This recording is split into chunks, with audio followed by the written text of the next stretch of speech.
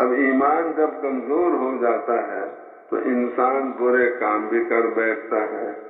اب ہمیں اپنے پڑھنے کے زمانے کا قصہ یاد ہے۔ ایک ساتھی تھا ہمارا مظاہر علوم سہارنپور میں، بڑا شرارت۔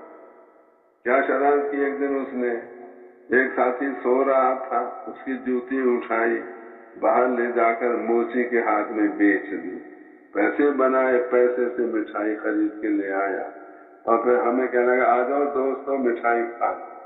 وہ جس کی جوتی اٹھائی تھی وہ سو رہا تھا، اس کو بھی اٹھایا کہ بھائی آ جاؤ آپ بھی مٹھائی کھا لو۔ اب ہم پوچھیں کہ یہ مٹھائی کس خوشی میں کھلا رہے ہو؟ کہ میں کھلا رہا ہوں کسی خوشی میں۔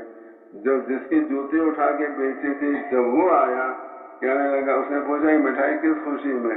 کہ آپ کی جوتیوں کے طفیل سے کھا رہے ہیں۔ اب یہ کسی کی چیز اٹھانا، بیچنا، یہ سب ناجائز کام ہے، لیکن تعلیم ایسے بہت سارے کام کرتے ہیں جو گناہ کے کام ہیں، اور اس وجہ سے کرتے ہیں کیونکہ ایمان ابھی تک بنا نہیں۔ ایمان وہ طاقت ہے، جب انسان ایمان والا بن جاتا ہے